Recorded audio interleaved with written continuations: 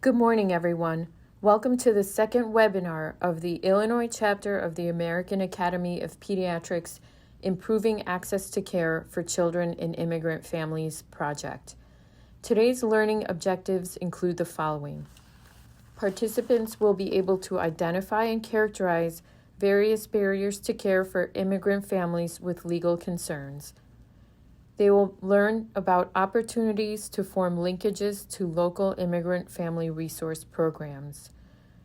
They will also be able to identify the psychosocial impact of immigration on children and common mental health concerns affecting children and their families, as well as local mental health resources. Today's webinar is really focused on providing resources and linkages, stepping beyond our own clinic walls to get families the help they really need. We are going to start off by looking at how immigration-related fears and misunderstandings of policies, like public charge, may impact a family's choice and access to health care, public benefits, and COVID-19 related relief. Then we'll move on to learn about a network of organizations and programs available to our families through the Immigrant Family Resource Program. And finally, we'll look at how navigating immigrant identity, particularly if it is within a toxic environment, can affect mental health and add extra layers of complexity to child development and family dynamics.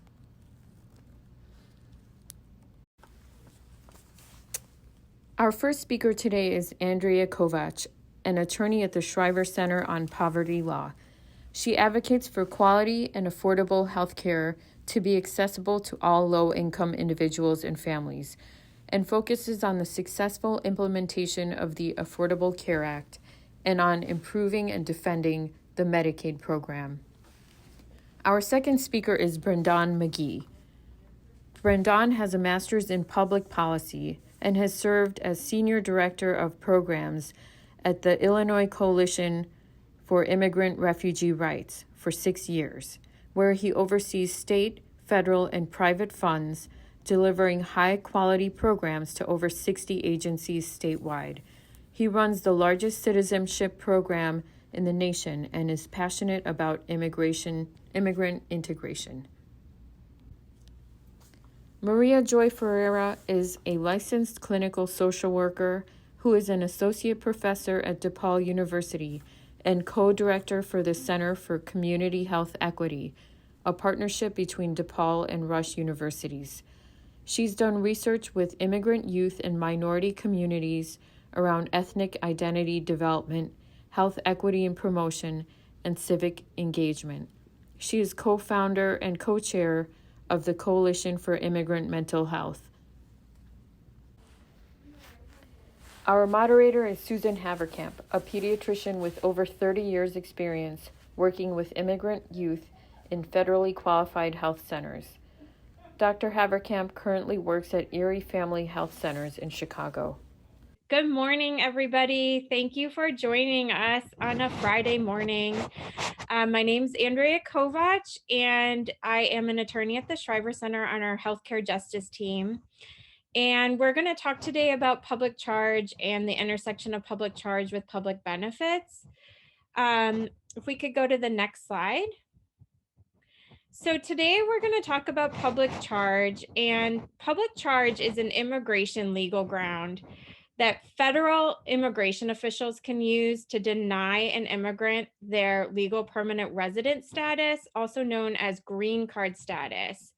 So I'm just going to spend a minute here talking about public charge a bit, just kind of to set the stage for you all. So if the immigration official denies a green card applicant their green card, it also blocks the immigrant's pathway to citizenship. So it's a really serious legal consequence that that's on top of mind for your immigrant patients.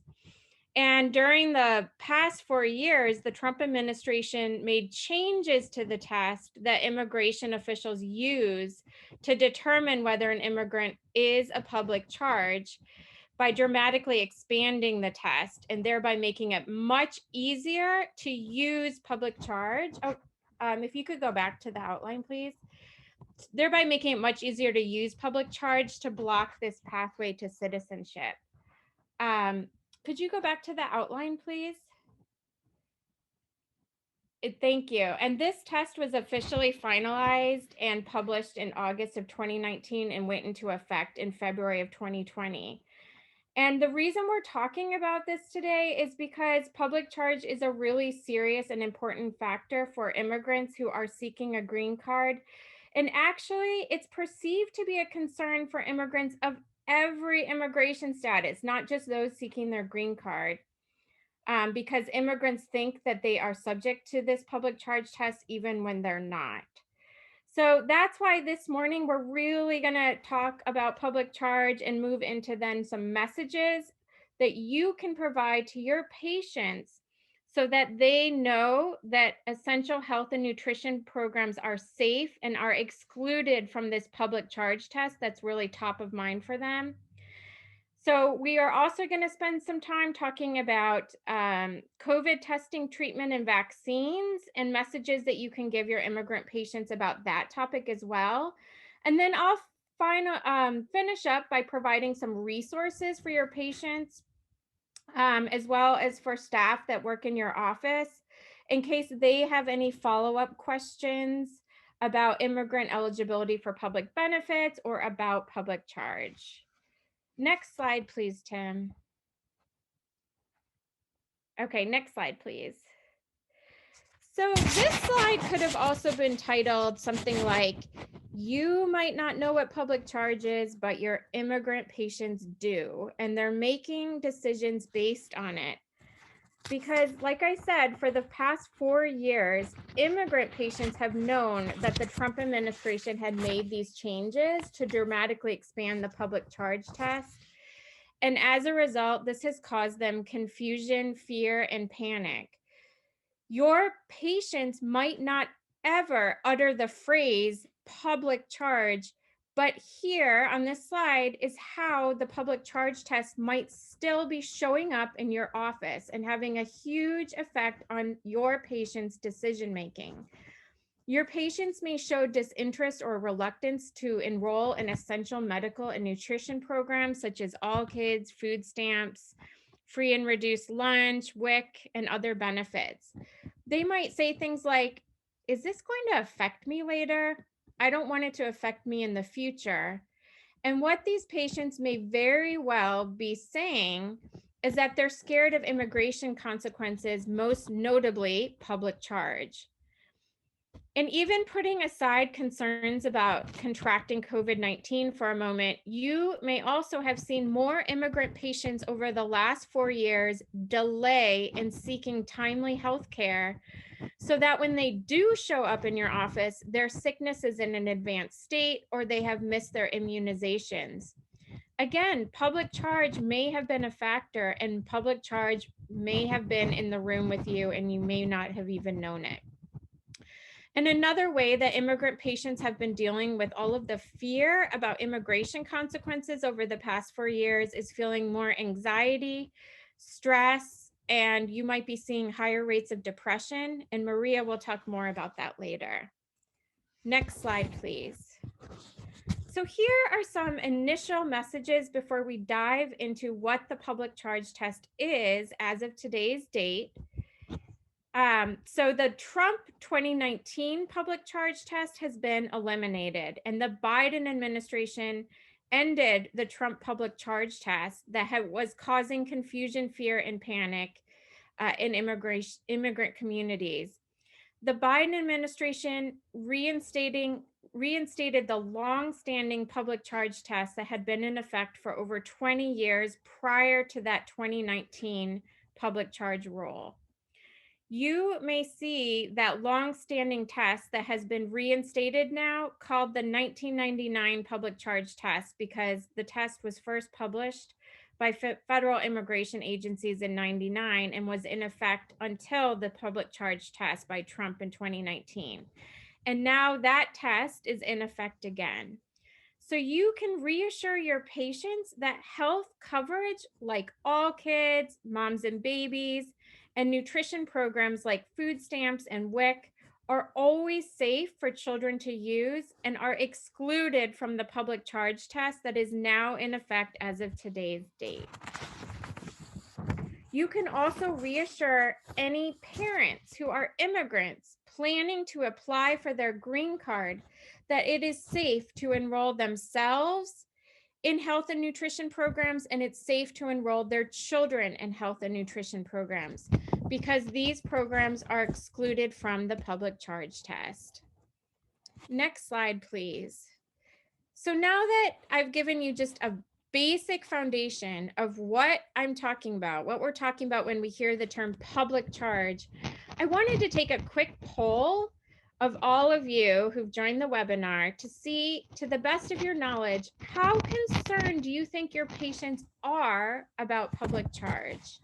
So Tim is going to activate the poll right now, and you just need to indicate, do you think to the best of your knowledge they haven't been concerned at all? They have somewhat of a concern, or you've actually seen a lot of concern. They're very concerned.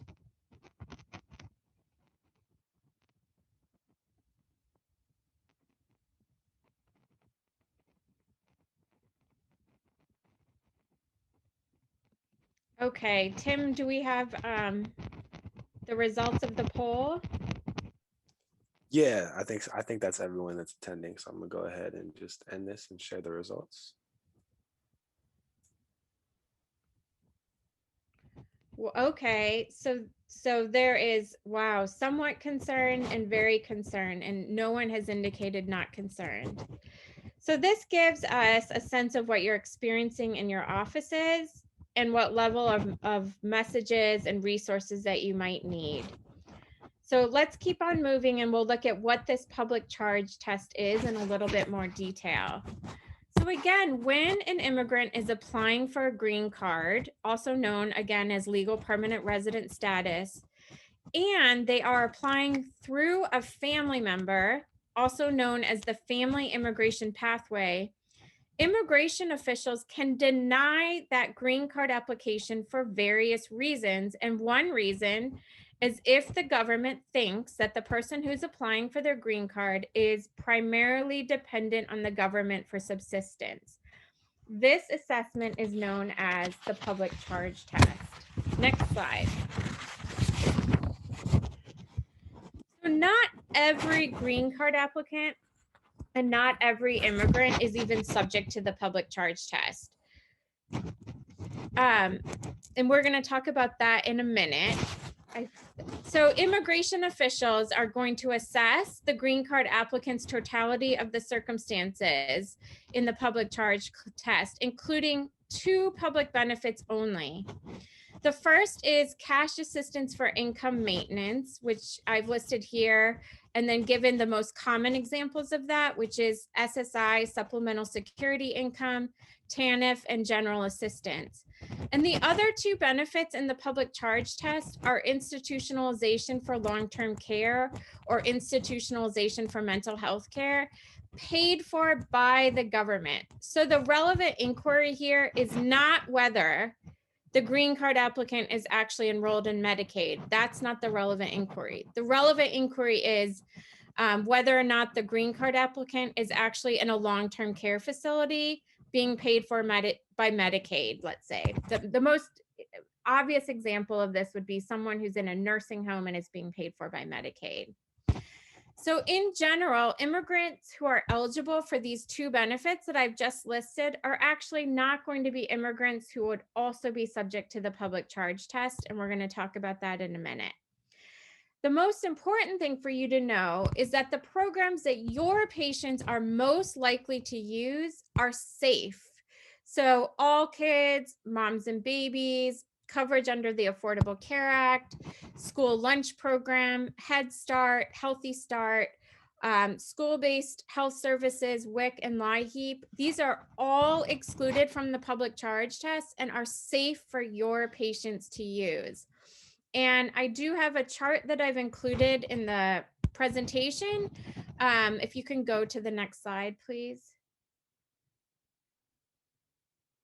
Okay, in 2 slides, I think there's going to be a chart that shows a lot more examples of programs that are excluded from the public charge test. So who is most affected by the public charge test? Because I just previewed for you a second ago that not every immigrant is actually going to be subject to the public charge test. Those that are actually going to be subject to the public charge test are those who are seeking a green card or applying for a green card based on a family relationship. So, for instance, think about someone who comes to the United States on a visa. They meet and marry a US citizen. When that person who came on a visa goes to apply for their green card, if they apply for their green card using the pathway that opened up through that marriage to the US citizen, that is called the family immigration pathway. And that person would be subject to the public charge test that we're talking about today. And in Illinois, it has been estimated that that would be around 94,000 people. Next slide, please. So not every immigration status is subject to this public charge test, though, either when they go to apply their green card or based on the status they already have. So public charge does not apply to people who are already US citizens or people who are applying for citizenship. Public charge does not apply to people who already have their green card unless they leave the United States for longer than 180 days. When they seek to re-enter the country, they could be subject to the public charge test. And then so many humanitarian immigration statuses are not subject to the public charge test. So people who have a U visa, which is for victims of crime, or a T visa, which are for victims of trafficking, or have asylee or refugee status, when they go to apply for their green card, they will not be subject to the public charge test because they're applying for their green card using an exempt status. These humanitarian statuses are exempt from public charge. And then undocumented people who have no legal pathway to apply for a green card, and have no plans to apply for a green card, they won't find themselves sitting across from an immigration official being subject to public charge if they don't have any legal pathway to apply for that green card or have no plans to apply. Next slide, please. So now we're going to test your understanding of what I've stated so far about public charge. So let's say that mom, Rosa, brings in her 7-year-old daughter for a checkup in your office. And you have known mom now for 7 years.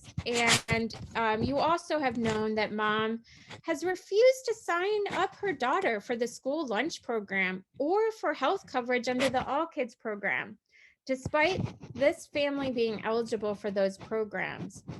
Now, because you've known mom for 7 years and you've had lots of conversations with her over those 7 years, you are pretty sure, you have a strong suspicion that mom may have been born in a foreign country and has come to the United States at some point. Now, you also know, because you've known mom and daughter for 7 years, that the daughter is a US citizen because you've been treating her since she was a newborn. Next slide, please. So this is a poll again for you. Tim, if you could activate it. Is public charge affecting mom's decision to not enroll in benefits based on what I've told you? Right. When you think that everybody's answered, please go ahead and just show the poll because I can't tell. Yeah, I got it.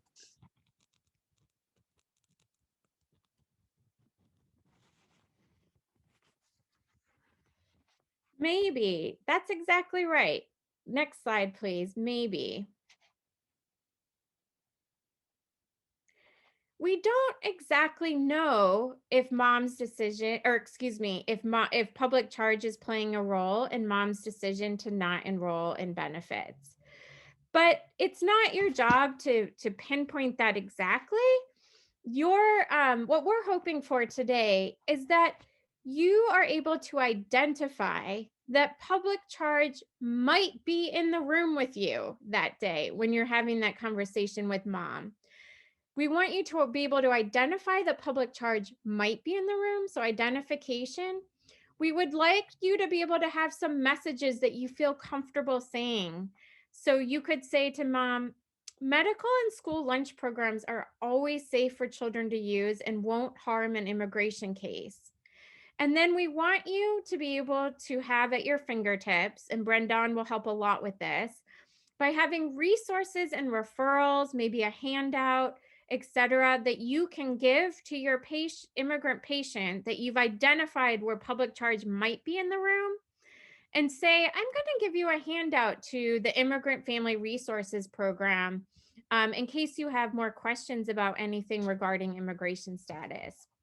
So, identification that public charge might be in the room with you, messages that will help to assure the parent that programs are safe to use and will not have any harmful immigration consequences, and then that resource and referral for your patients. Next slide, please. So, here's that blue chart that I promised you. Now, this is not an exhaustive list of benefits that are excluded from the test. You will get a copy of these slides. And if you remember from when I said a couple slides ago, there are only 2 public programs that are included in the public charge test: that cash assistance for income maintenance and the long-term care institutionalization. So basically, if your patients are concerned about any other program that is not those 2 programs, you can feel confident that it is not part of the public charge test. So this slide is just kind of the most common programs that you might be asked about that are not part of the public charge test, in case you want a handy dandy chart to keep to look back on. Next slide, please. So now we're going to talk about some messages. Next slide.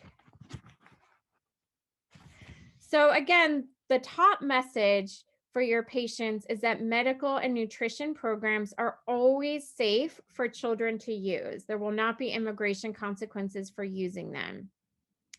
And if the parent plans to apply for a green card down the road, it is safe to enroll their children in any of the program that's listed on that blue chart, including all kids. Also, it's important that patients know that they do not need to share any information about their immigration status when they're applying for these benefits, unless they're applying for Medicaid or health coverage. They will be asked if they have a Social Security number to provide one, but if they don't have one, they can just leave it blank. It's also important for your patients to know that they can always seek health care at a doctor's office or a hospital, even if they don't have insurance. Next slide, please. And then COVID testing and treatment. We wanted to provide some information, some messages that you can use in your office about COVID testing and treatment and vaccinations for your families. So COVID testing, treatment, and vaccination in a hospital or other health provider setting is excluded from public charge. There are no legal consequences under public charge for accessing COVID testing, treatment, or the vaccine. And COVID vaccines testing and treatment is free under emergency Medicaid, under all the Medicaid programs that your families might be enrolled in, such as All Kids and Moms and Babies. And for those patients who are uninsured, regardless of their income or immigration status, COVID vaccine testing and treatment is also free. And that's because there is a federal fund under HRSA that's made available to providers to get reimbursement for uninsured patients, regardless of income or immigration status. Healthcare providers can seek reimbursement under that pot of money, the HRSA fund, and receive Medicare rates for that. And then we also tell patients that if they do have a health insurance card, to take that card with them, that providers will want that card if the patient has that card. Next slide, please. It's important to center undocumented immigrants for a minute. Undocumented immigrants so often have been left out of various programs and services. So I just want to center the fact that undocumented immigrants are eligible for the COVID vaccine. They should not be asked about their immigration status. No social security number is required when they go to get the vaccine. And best practice is being instituted in Illinois. There are some vaccination sites that might not have gotten the memo on this, and we would love to hear about those places. But any government issued identification is supposed to be accepted at vaccination sites, as well as the temporary driver's licenses, the Chicago City key, consular IDs, or foreign passports. Also, we really want to reassure immigrant patients that their information is confidential and that when they go to get their vaccine, they will be asked for some information, but that information should really be limited for follow-up purposes only, to record which vaccine the patient was administered, for instance, and when they need to follow up later on if they have to get a second shot. And vaccine providers may never share patient information with any sort of immigration enforcement agency, such as ICE. And all of these messages have actually been taken from the Illinois Coalition for Immigrant and Refugee Rights, or ICER's Spanish and English fact sheets. When you get a copy of this presentation, you'll be able to click on this blue link right here, and it will take you right to the fact sheets. They're very much community facing that you can have to disseminate in your office. They're really great. I know in speaking with the healthcare folks at ICER that they are also going to work on any on some fact sheets or messaging about immigrant hesitancy to get the vaccine. So stay tuned for that. And when I have them, I will make sure to forward them on to ICAP. Next slide, please. So this slide is really provider focused because it's taken from the Department of Healthcare and Family Services provider notice that if you did want to have a handy dandy cheat sheet and how to sign up for the HRSA fund, or the fact that the COVID vaccine is to be provided at no cost under Medicaid.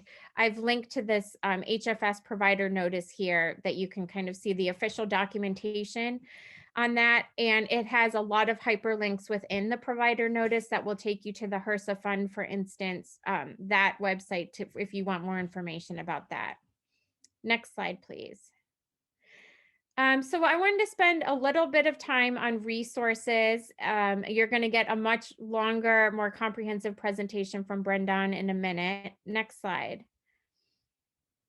For those patients that do want to go through the steps to see if public charge does apply to their family circumstances, there is a website that they can go to called keepyourbenefits.org, where an individual can answer a couple key questions, and it tells them whether or not they would even be subject to the public charge test. Also, for families that are interested in talking further with an immigration law expert, I've linked to a list of immigration legal service providers that are under the Access to Justice umbrella. This is a hyperlink here that you're going to be able to access when you get the slides. Next slide, please. And then here are some fact sheets about these are all patient-facing fact sheets about how to protect your health and going to the doctor, and that there are no immigration consequences, again, for accessing healthcare and coverage. Really, the first three fact sheets listed here are patient-facing and that really focus on that. The ICER Health Helpline is available for community members to discuss health coverage eligibility options. And then there is a community-facing website called getcareillinois.org, which is offered in 5 languages for your patients. And that also walks people through all of the different healthcare and coverage options that they might be eligible for, and how to sign up for those options, and then how to use their medical card once they have coverage. Next slide, please. And then lastly, I wanted to draw your attention to Help Hub. This is a resource for you all. So think about the person in your pediatrician office that maybe is an enrollment assistant, a social worker, a navigator, a financial counselor. I would highly encourage them to sign up for Help Hub. It is free. It's a technical assistance portal that's run by the Shriver Center where I work and other public benefits experts across the state. And it's a place where um, all of these folks can share their experiences, ask questions, troubleshoot problems that they might be having with enrolling folks in public benefits. You can ask questions about public charge. You can, if one of your enrollment assisters in your office is helping someone enroll in Medicaid and doesn't understand why they were denied, the Help Hub experts can help take the case and if they truly are eligible, help get them enrolled in Medicaid so we can take individual cases. And it is a free resource. And over 2,500 financial counselors, caseworkers, social workers are already enrolled and getting their questions answered for free. So don't miss the boat. Highly recommend that you sign up for Help Hub. Next question, please. Okay, or next slide, please, is what I was going to say. Well, that concludes the portion of my presentation, and I'm happy to answer questions at the end. And now I'm going to turn it over to Brendan McGee of the Illinois Coalition for Immigrant and Refugee Rights. Thank you so much, Andrea. Appreciate it. Welcome all. I'll try to keep this as brief as possible, but to be as meaningful as possible in terms of the resources that I can share with you. My name is Brendan McGee. I'm the Senior Director of Programs at ICER, the Illinois Coalition for Immigrant and Refugee Rights, which, as its name suggests, is a coalition, statewide coalition that represents about 130 different ethnic community-based organizations that are in the field providing direct services to folks, specifically immigrants and refugees, and immigrants of all ethnicities, language groups, but also immigration statuses. And essentially what we try to do at ICER is be informed by the communities that we serve. So we are an organization, a 501c3, but our board, as well as many of our councils, are made up of the members that we serve and are often the executive directors or the staff or leaders in agencies that are partner members with us. So we have a very wide reach, and the biggest goal, and in fact the actual mission statement of ICER, is to ensure that all immigrants across Illinois are fully integrated into the economic, social, and health life of Illinois. So to that end, we're a multifaceted organization in the sense that we recognize that the full integration of immigrants and empowerment of immigrants is really, it happens along a continuum. And direct services is one component of that. And I'm going to talk a little bit about the direct services piece, but before I jump into that, I should mention that ICER is involved in a lot of legislative and policy pushes that actually produce legislation at the state level, ordinances at the city level or the county level that actually make full integration happen. So Andrea had mentioned things like the TVDL, the temporary visitor driver's license. We were able to secure that essentially after 13 years of work pushing the state level to issue driver's licenses for folks that may be undocumented. And we were able to get over 250,000 folks that license just in Illinois. So the impact that we have is meaningful, both in terms of the policies that we get put into place, but more specifically in terms of the direct impact that it has on the immigrants that are our members, that are our communities. We also have the state programs that we push for to actually fund a lot of the direct services that happen in the field. And I'm going to talk today a little bit about two of those programs, one being the Immigrant Family Resource Program, and the second being the New Americans Initiative. So just to kind of zoom out a little bit, the state of Illinois was a pioneer in many ways over 20 years ago when it actually issued direct dollars for immigrant services, immigrant integration services to be specific. And back then, the ICER family, all of the members came together and recognized that when their community members, whether they speak Spanish or Arabic or Korean, found that the human services, the government services, and the social safety net services that their folks were applying for were inaccessible. And they were inaccessible for two big reasons. I'm from Ireland myself, so I speak English, allegedly. And when I go through any government system, I find it to be very Byzantine. I find it to be very confusing, as do all other immigrants that are freshly faced with a new system.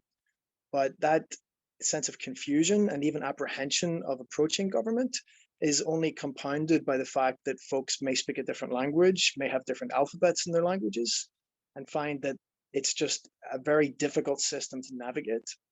So what we do and what we noticed back then over 20 years ago was that pop-up community-based organizations that were serving very specific communities, be they in the Latin American communities or Arabic or Muslim communities, they were embedded literally physically in the communities that they served, and they were bicultural, bilingual, and were trusted community resources in the field. And a lot of the folks that needed services and were eligible for services were going directly to these community-based organizations to actually provide the bridge to the services, and also to act as interpreters, translators, and case managers in many ways that they were not finding at the actual FCRCs.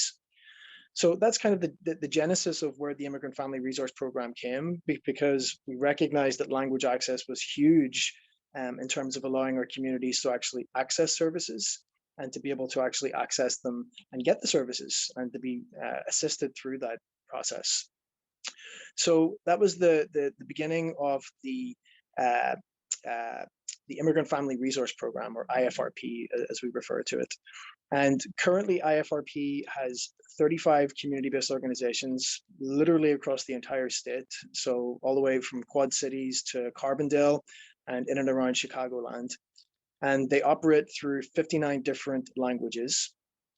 And what they do essentially is act as that bridge to IDHS, or the Illinois Department of Human Services, as well as a whole host of other government services that immigrants may be eligible for.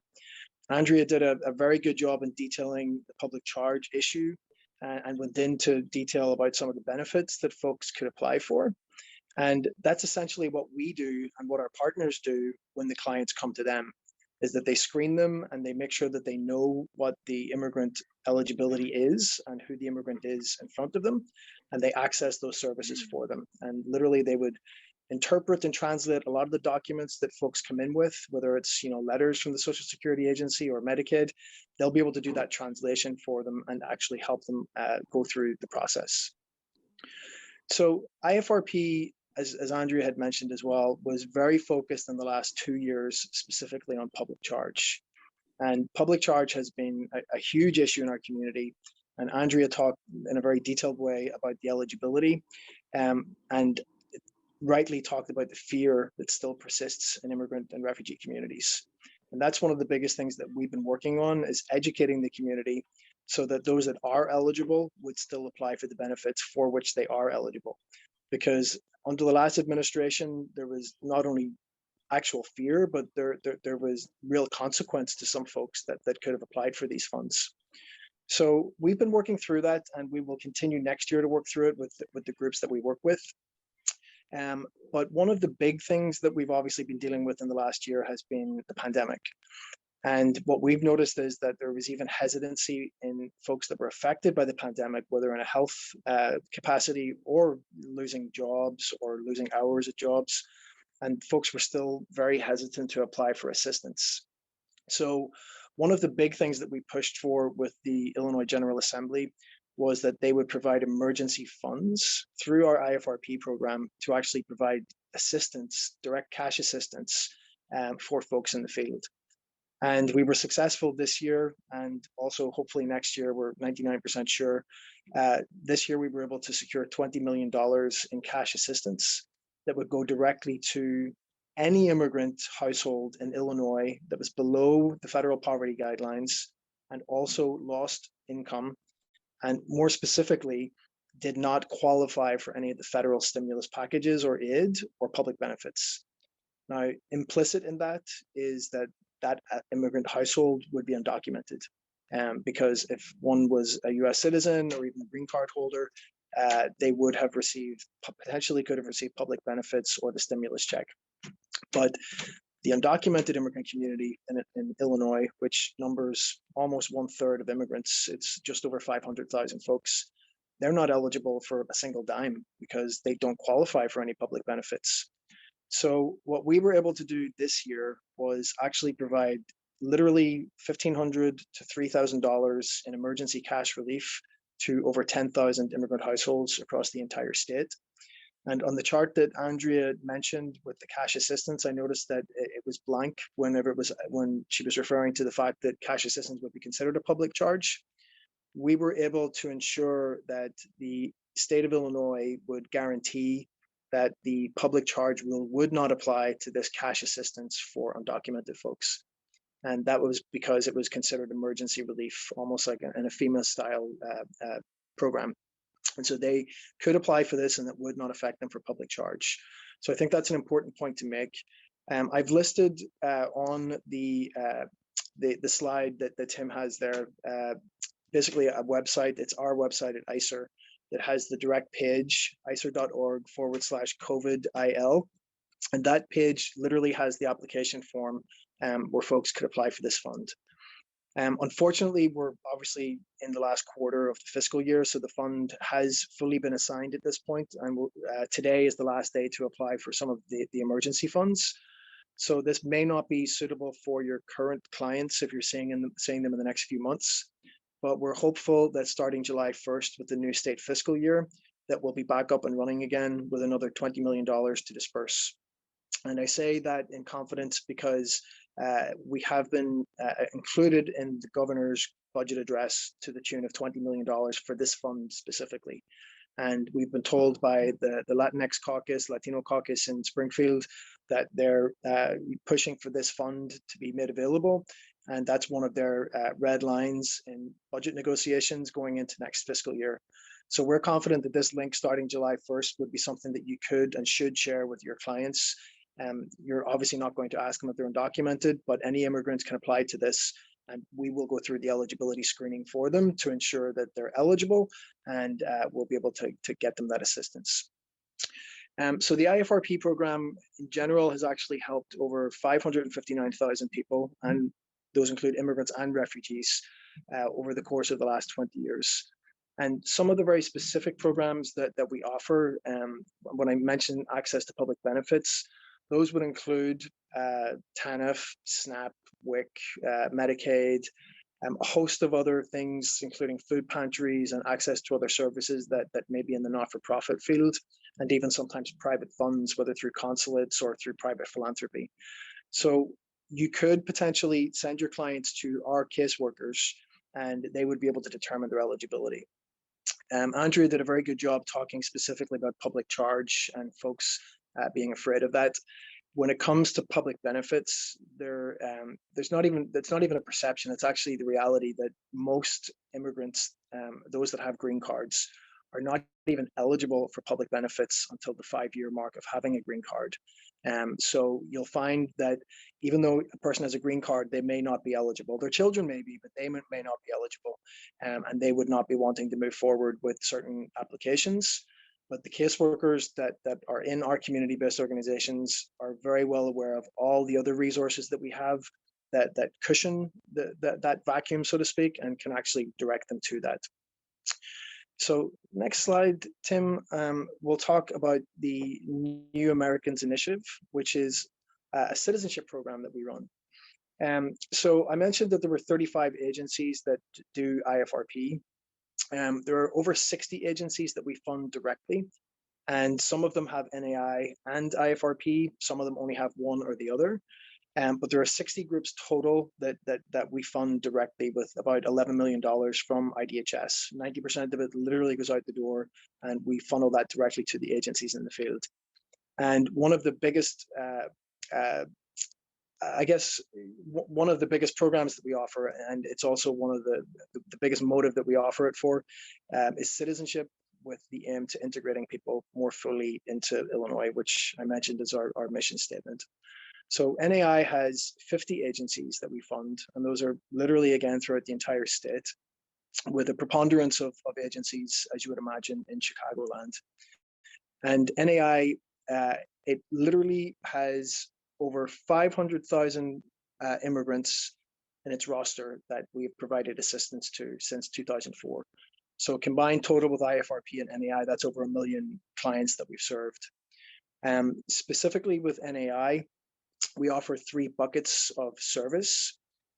So those would be the actual citizenship application itself. So it's very onerous to go through the process, but it's also very costly. The fees currently are over $700 just to apply for citizenship. I know that when I applied for it 5 or 6 years ago, after having been here for over 15 years, it was almost half that price, and it just keeps going up and up. So one of the key components of the NAI program is that we not only offer the application to be processed free, so you don't have to pay an attorney to get processed, but we recognize that cost is a huge barrier to a lot of our families. I mean, not a lot of people that are low income or below the federal poverty guidelines would be able to come up with $725 for one person in the family, never mind potentially 2 or 3. So one of the biggest components of our program is actually offering fee waiver services. So the federal government through USCIS offers a partial or a full fee waiver for those that earn below a certain income threshold. And I believe it's 42% of all of the applications that we process for NAI for citizenship actually are eligible for the fee waiver. And of those that do apply, 97% get the full fee waiver. So that's a huge amount of money and a huge amount of savings for the community. And it's one way that we're out there trying to remove barriers so that folks can actually get citizenship. Because when they can get citizenship, they get all the benefits of it. They're able to vote, they can run for office, they're eligible for more public benefits potentially, and also more jobs, whether it's in the federal government or otherwise.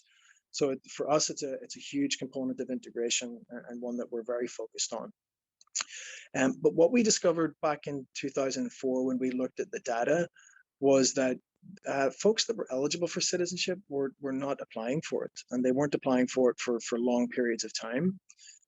If you, for example, would look at immigrants from, say, Europe or from Ireland or the UK, almost 50% of those that were eligible were applying, whereas other folks from sub-Saharan Africa and former Soviet bloc countries, 90% of those that were eligible were applying. And what that indicated was that, you know, those countries that had large push factors or people that were really determined to stay here were naturalizing at much higher rates because they saw more value in US citizenship. But when we extrapolated that thinking to the biggest immigrant group in Illinois, who are Mexican immigrants, we noticed that folks were actually, they were naturalizing at much lower rates. We're talking almost 30%. And they were not doing it at the 5-year mark, pretty much the moment they were eligible. They were actually waiting for up to 13 years or more to apply for citizenship, which it was counterintuitive because we imagined that specific immigrant group would be very willing to take the test and become citizens. So what we discovered through the work that we did in the community was that there were 2 big barriers to folks applying. And one was the cost, which I've discussed. So we tried our best to make sure that we could make it as cost effective or free when possible.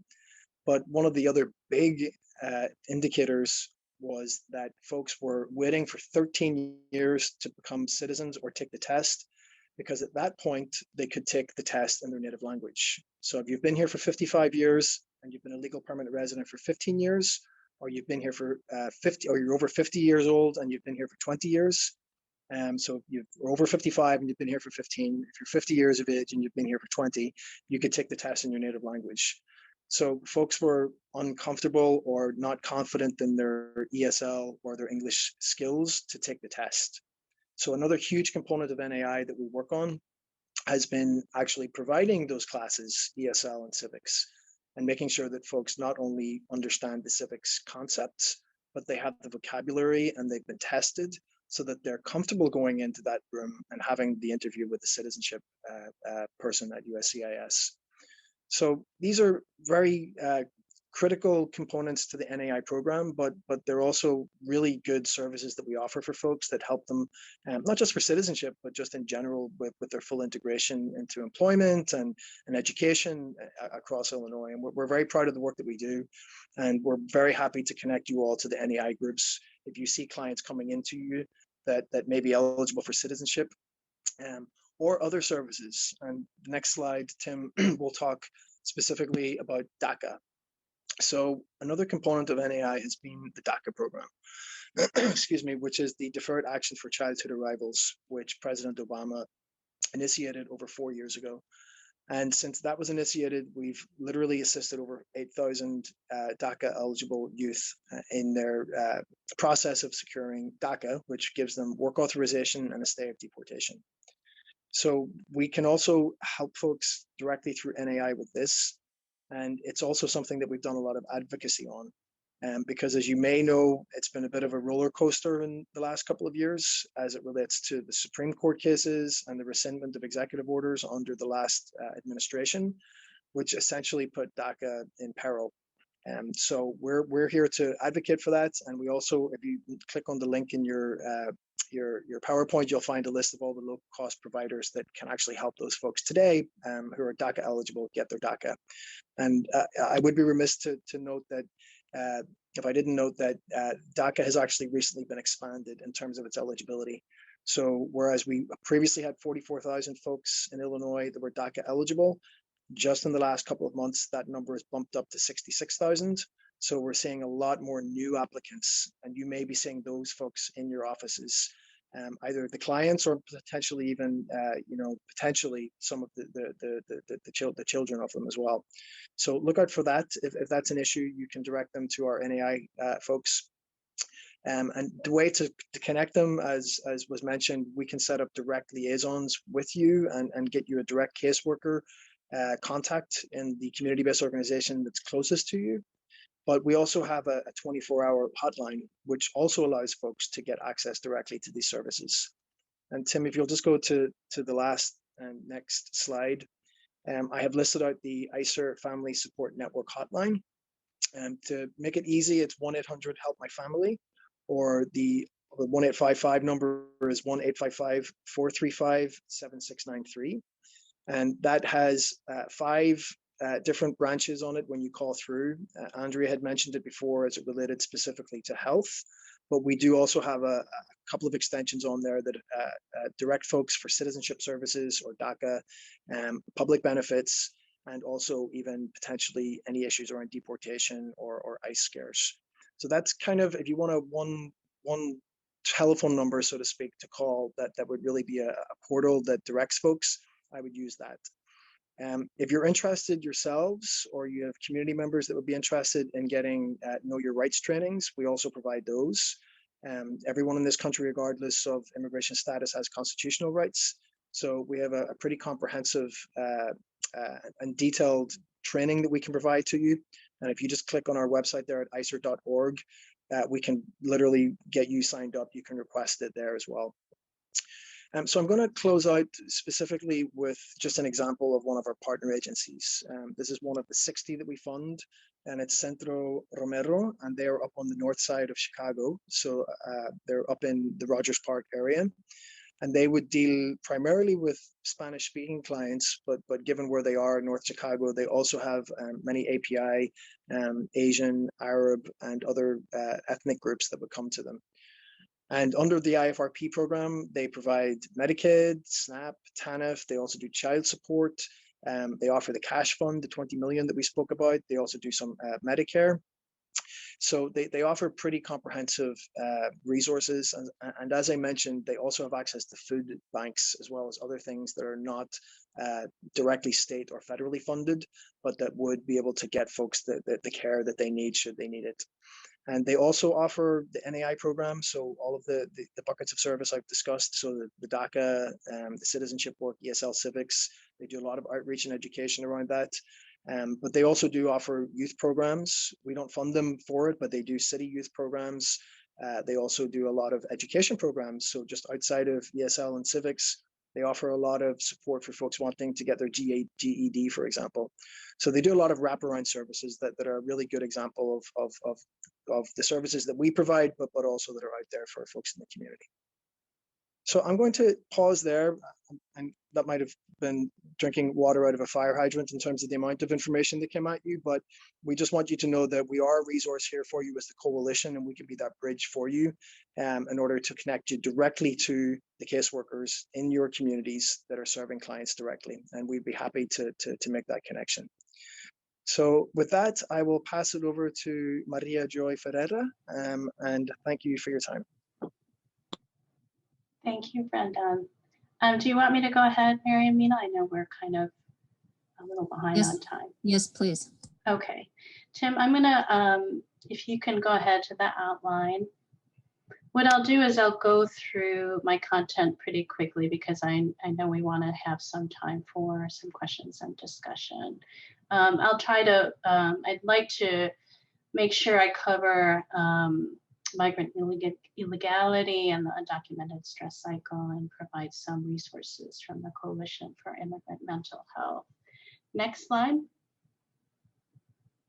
So this is a slide we often use, and you probably have seen. What part of legal immigration don't you understand? Brendan really kind of shared how many years it takes, 30 years for paths to citizenship. But you can only imagine for undocumented folks, how daunting this system is to navigate. We start to think about when they arrive in the country, what that means in terms of internalizing messages around whether or not they belong here and what their human rights are and what they're entitled to and how that's questioned from the very beginning. Next slide. You can keep going through this slide. So as you're going through this slide to the very end, you can keep going ahead, Jim. This slide basically kind of shows you how Illinois is one of the main states that really receive new immigrants and undocumented immigrants.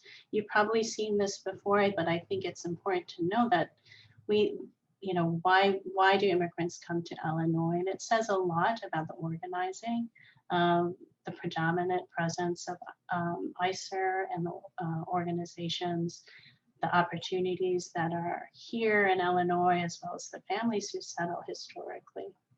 Next slide. And then we think about the profile of undocumented immigrants and how mixed status families are growing.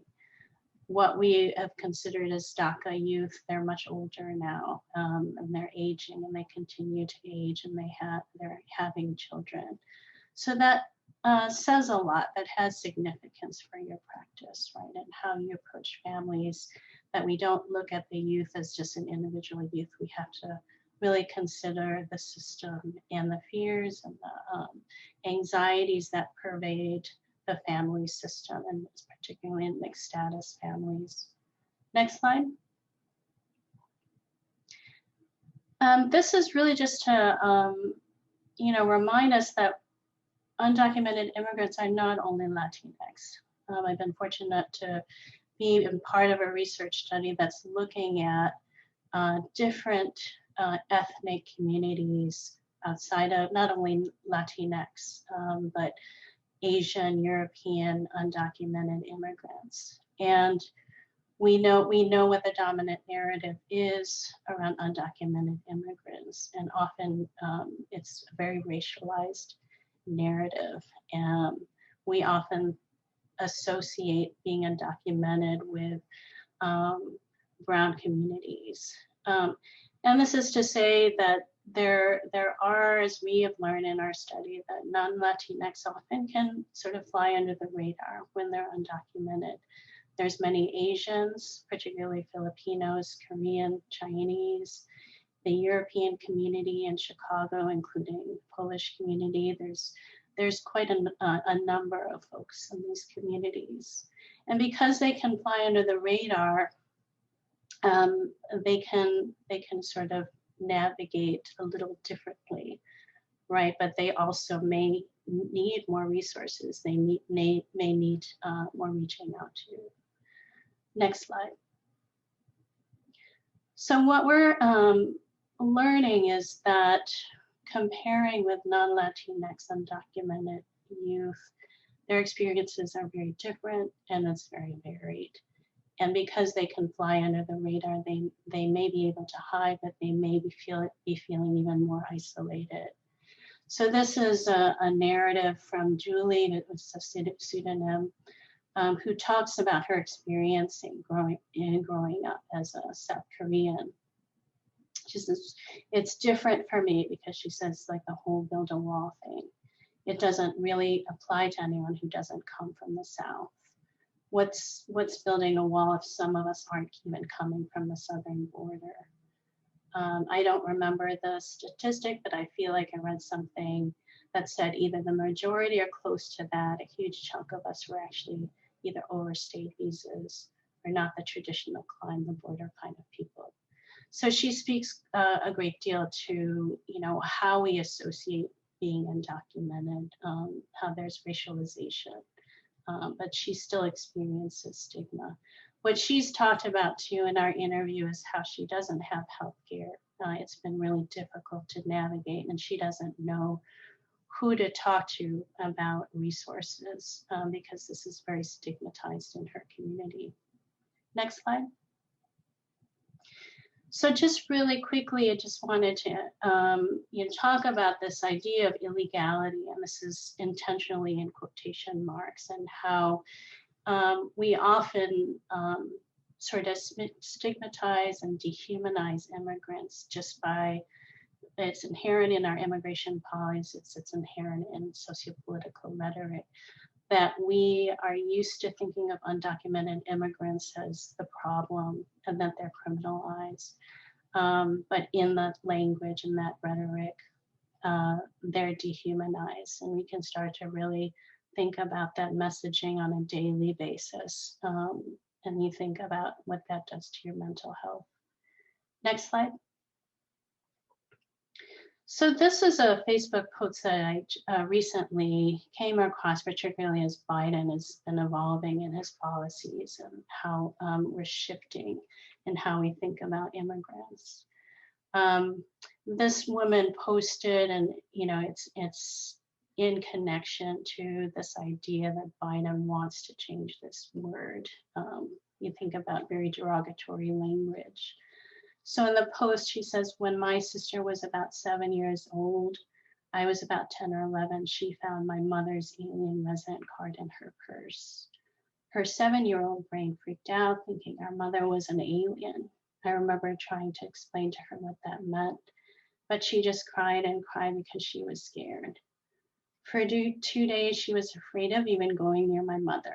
I'm 35 and I still remember that day like it was yesterday. It was the first time in my life that I realized my parents were different because they were from other countries.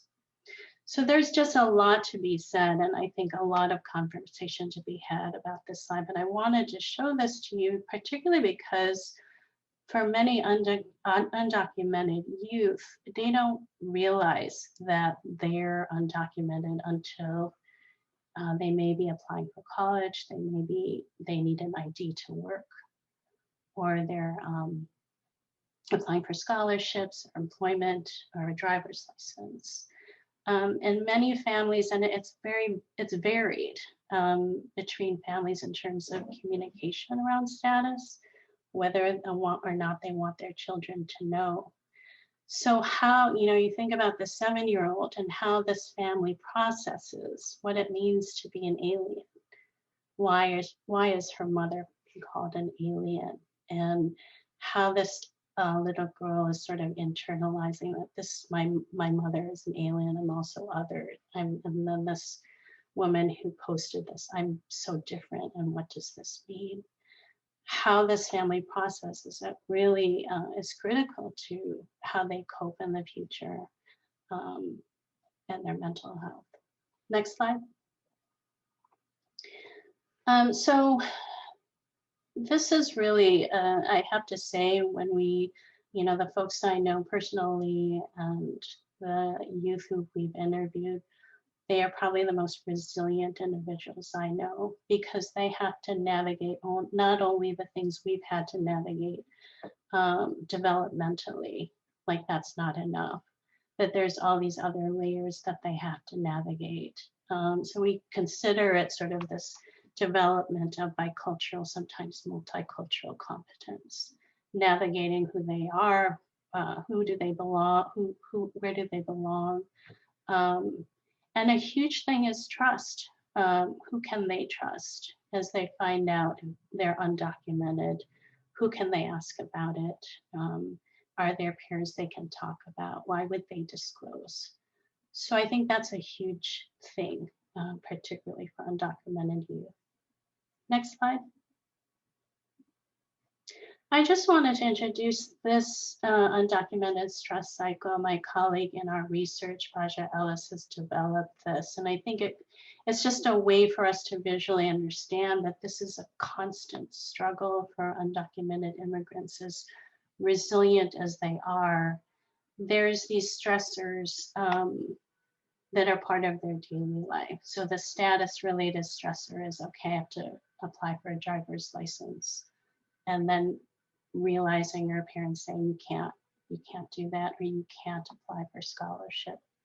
The moment of acute deportability, anyone asking, where are you from? Oh, you're Mexican, you must be undocumented. Or any type of authority, including you as pediatricians or any practitioners. There's that fear at any given moment. And there's the question of, can I trust you? And even though I may be a US citizen, my parent may not be, there's always that risk of deportation. The word hustling is an interesting word, but I think it sort of captures how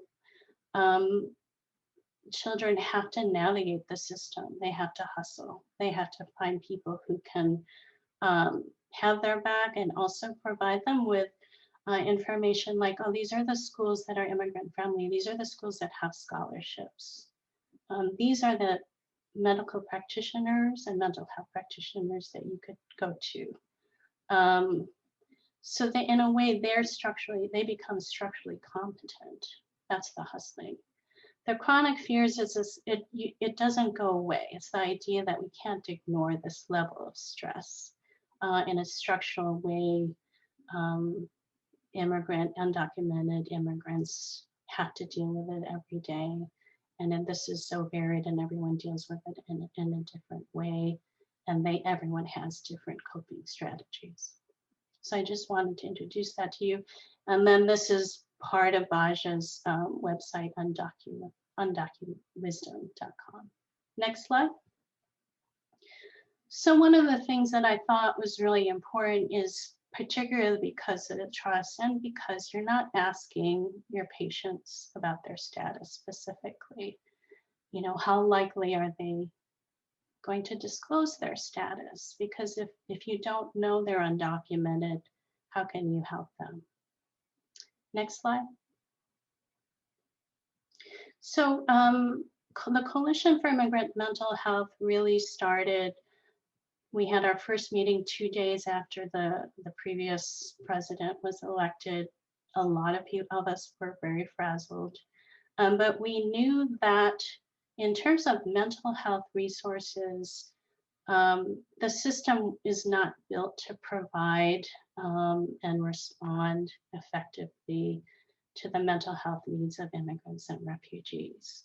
So the coalition was really built on this idea of exchanging information, exchanging resources, informing each other on policies and best practices. Next slide. One of the things that we have done, and including having annual convenings that's really more informative, where we sort of educate each other. One of the things that we've done is develop this mental health resource directory. And knowing that there's so many immigrant and refugee serving organizations, as Brendan had mentioned, not all of these organizations have the resources to provide mental health services or pay for mental health practitioners. And we fully understood this. So we wanted to start a directory of organizations that actually do. And so this directory holds information like, does it ask for identification, what languages do the practitioners speak, what kind of insurance do they take, Medicaid, etc. That would be relevant to immigrants and refugees. Next slide.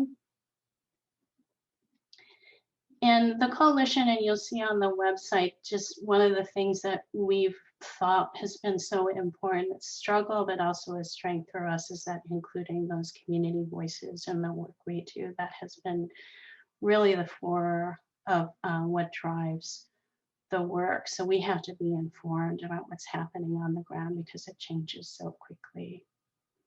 Next slide. So now we started very small, but now we are approaching close to 600 folks on our listserv that are coming from different disciplines, whether it be education, mental health, practice, private practitioners, organizers, advocates. But a lot of times, particularly for immigrants who are isolated, they may be isolated geographically or by language or by ethnicity. Some folks will send a request to our listserv that's very specific. And this is just one example of many over the last few years. This attorney was looking for therapeutic services for this asylum seeker in this particular unique situation. And I just wanted to show that to you.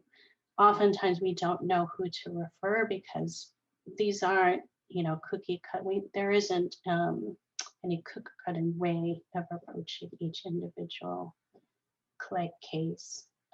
So oftentimes the listserv will sort of rally and come forward and say, I know of these resources. 2 practitioners responded to this request. So I just wanted to show that to you as it's just a very, it really builds on the network within the listserv, and the practitioners are already doing this work on the ground. So I'm just going to end there because I know it's 9:20 and we only have a few minutes for questions.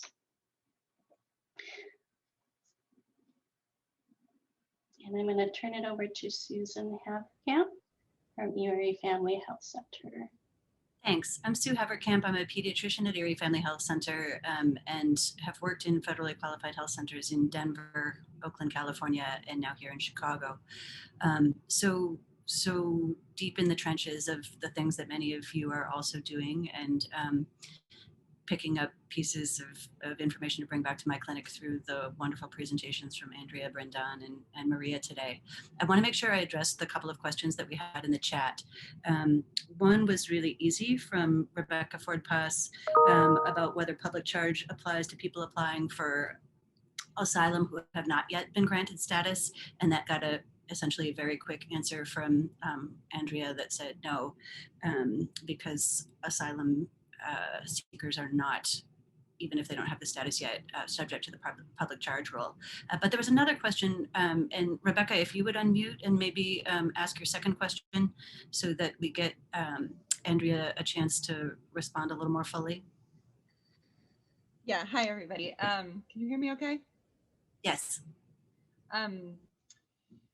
So as a psychologist, I always have in the back of my mind the very small segment of the population that might actually need higher levels of care. And if, I evaluate people for asylum claims, and I think that people are already reluctant to divulge psychological symptoms just due to stigma. But if they're also worried that, they're going to get hospitalized or that their child needs residential care, I just worry that they'll be resistant to that recommendation in the very small percent of cases that might actually need it for safety reasons. And if there's any way we can allay fears, I mean, inpatient hospitalization is usually a small or a short term of stay, but some kids may need residential. And I just wanted to know how we can talk to clients about that. Andrea, are you able to give us a response? Sure. So the first inquiry is always, is this individual someone who would even be subject to the public charge rule? Because so many times it is an immigration status that is exempt from public charge, or maybe the immigrant already has their green card and they have no plans to leave the country for more than 6 months, so they are not going to be subject to public charge. So if the individual is someone who's not subject to public charge, then that the inquiry stops, right? Then institutionalization will not harm any immigration case because they won't be subject to public charge. So in this very, very small universe where we're talking about an individual who is subject to public charge and is being institutionalized for a long period of time in a mental health facility, and that institutionalization is being paid for by Medicaid, right? It's being paid for by the government because it's not enough just to have a mental health institutionalization. It has to be paid for by Medicaid for it to be assessed under the public charge rule. Then that is a specific instance where it would be assessed under the public charge rule as one of the many factors that immigration officials would be assessing. So they would also be assessing the green card applicant's age, health, family status, financial status, a host of factors. And one of those factors is, did they use one of the 2 benefits that are included in the rule? And then my last point was that the test that is in effect right now, the public charge test that is in effect as of today's date, we do expect that that will change again and change again for the better. And that is why, that is because rather, the Biden administration, we expect that they are going to propose a brand new public charge rule that improves upon this 1999 public charge guidance that's in effect right now. Right now, the test that's in effect is the old rule that was reverted back to when the Trump rule went away. But we do not expect that this will be the rule that will be in effect in a few years, let's say. We expect the Biden administration to go through rulemaking, which would mean that they would propose a whole new public charge rule. And once they propose that, they file it in the Federal Register, and it opens up a comment period of 30 or 60 days. And that's when stakeholders, like everybody on this call, on this webinar, should read the proposed rule and then say, okay, well, I have immigrant patients who, in my experience, any sort of institutionalization for healthcare reasons should not be part of the public charge rule. And here's why. It's contrary to public health.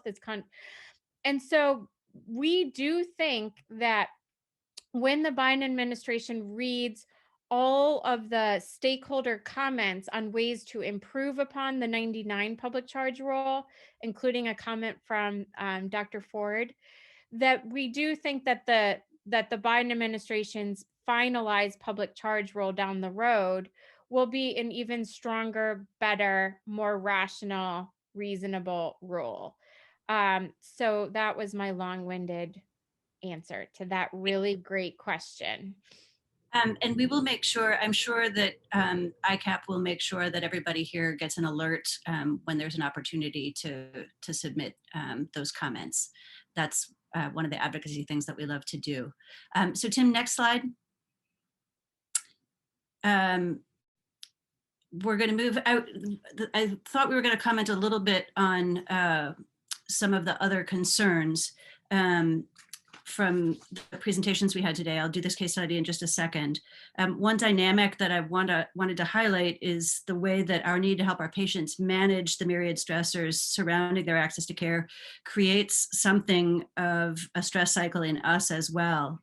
As providers, many of us are accustomed to being perfectionistic overachievers. And when we're given a list of competencies, we'll work diligently through lists until we're satisfied we've checked all those boxes.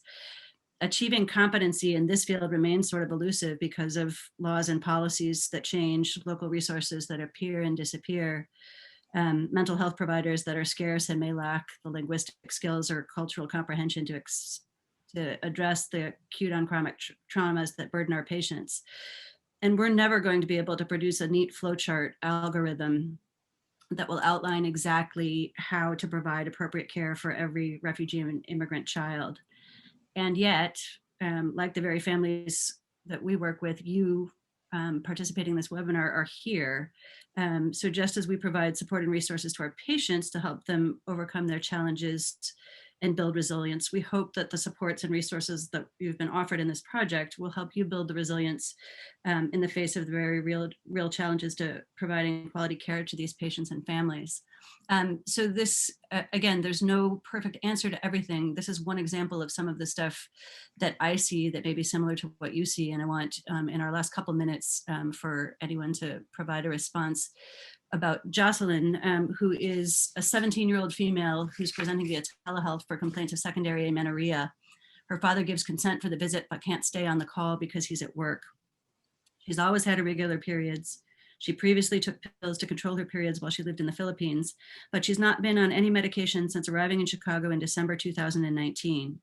She reports she had a period in December, one in February, and one in March of 2020, and she's now been without a period for a year, essentially since the onset of COVID-19 pandemic. She denies any possibility of pregnancy.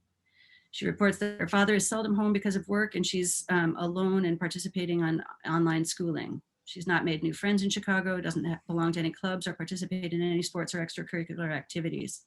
She feels supported by her mother, who remains in the Philippines waiting for her papers, and she has friends in the Philippines who she remains in contact with via social media. She says that she feels safe in her home and neighborhood in the Albany Park neighborhood of Chicago, but sometimes doesn't have enough food to eat, she and her father. She acknowledges feeling sometimes sad and isolated, but denies suicidality or thoughts of self-harm. You advise that you'll need to see her in person in clinic to perform an exam and tests that can't be provided via video call. She asks you to call her father to schedule. You notice that her insurance is listed as sliding scale and invite her father to schedule a health navigator to apply for Medicaid or other programs for her. And he reports that he prefers to pay cash for the visit, declines the offer to refer her to internal behavioral health therapists. And so I'm recognizing we're sort of at the end of our time and want to let any of you ask any questions or make comments about how this case study brings up issues that we've talked about today.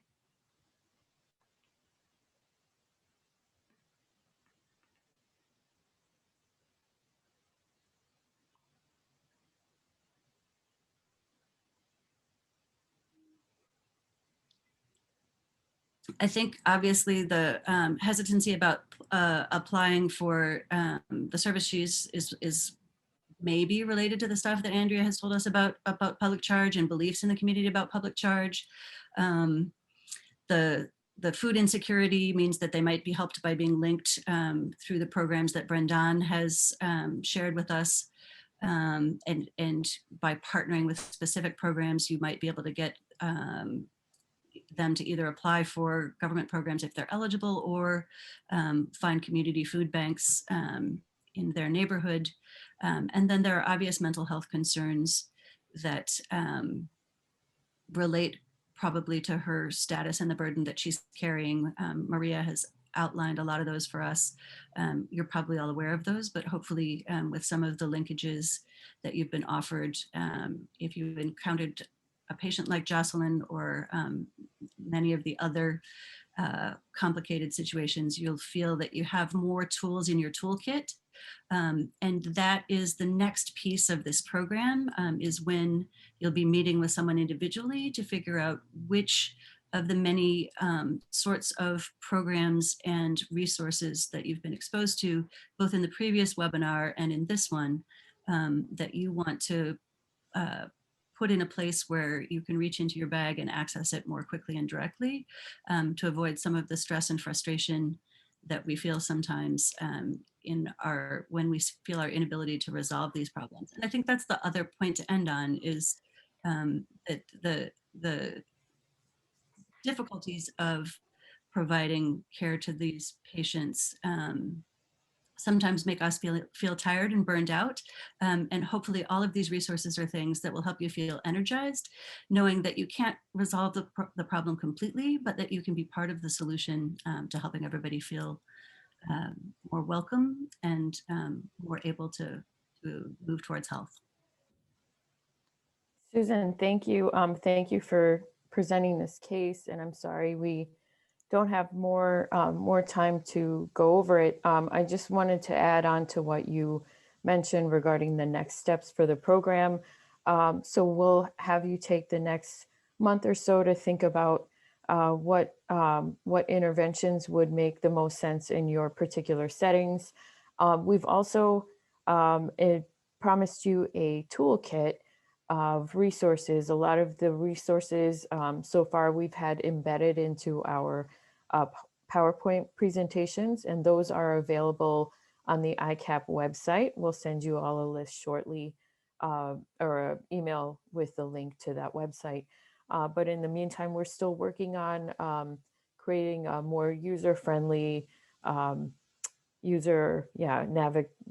better for navigating resource page that will be housed on the website, and we'll have a lot of tools that you can refer families to, or your administration, or you yourself can use in everyday practice, depending on what you're seeing and what your patients need.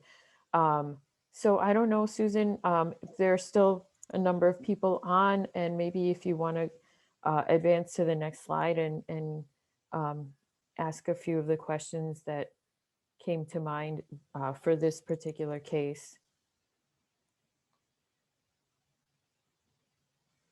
I think these were the questions, the general questions that I thought we were going to talk about, and the next slide is actually.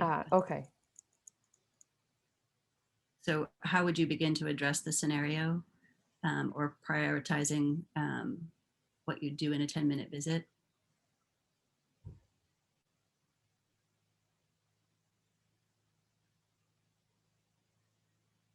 And I think, Meenal, I sort of tied that up in my quick, this is what we would do, recognizing that I'm sure that people have to sort of move on to other time pressures in their day. So sorry that we didn't have a more robust conversation about this, but these are things that we can be thinking about and maybe having conversations with others offline if there's follow-up that we want. Yeah, I think even from, I think a lot of us have seen visits like this where you walk in and you have 10 or 15 minutes and, school physical explodes into, this kid trapped in their house and not having anyone to talk to and not having resources, and their parents being super stressed, and that translating into a child's mental health situation. And where do you begin? What if you're in a neighborhood where you don't have a lot of community centers or parks or things that you could refer children to that are low cost? What if you have a family that's resistant to mental health interventions, maybe due to their own family issues, their cultural backgrounds? How do you begin to prioritize and address? And it's, most of us may not have a navigator in our office that will help us, that we can just say social work consult and leave it to them. So then what is it that we can do, in this quick clinic visit? Does anyone have any ideas, or what have you come across scenarios like this where you're sort of at a loss? Like what things have you put into place? Hi, this is Diana. I remember having a case similar to this, and I think it was really stressful for me to handle it.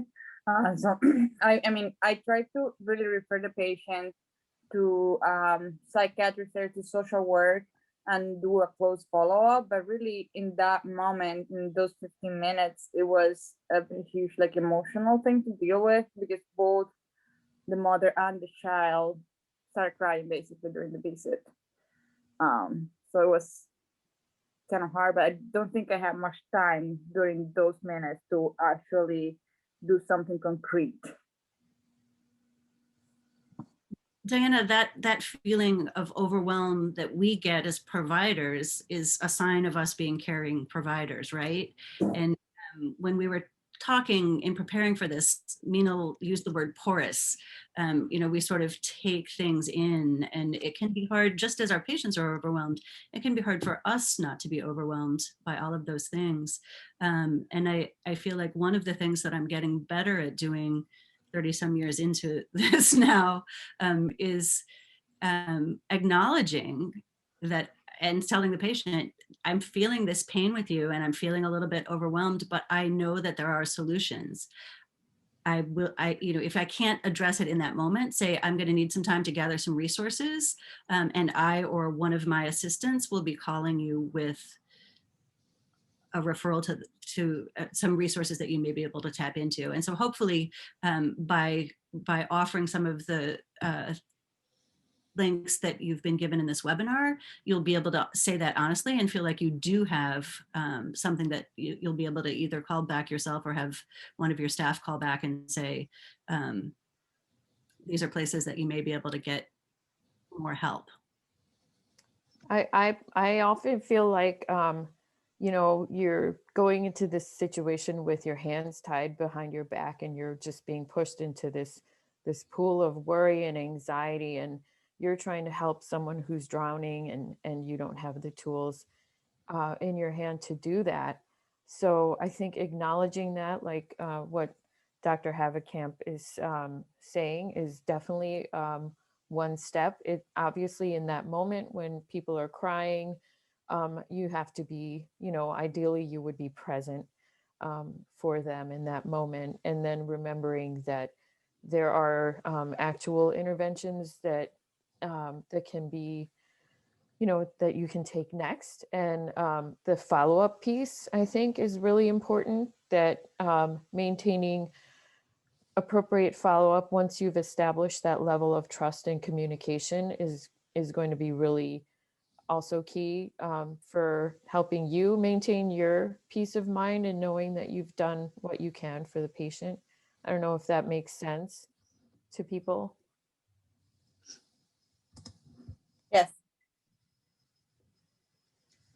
I think we're going to have to officially end the webinar here, but if some of us if you'd like to stay on and ask questions for a few minutes afterwards, then that would be fine. And we can also follow up with you if you would like more discussion around some of these issues.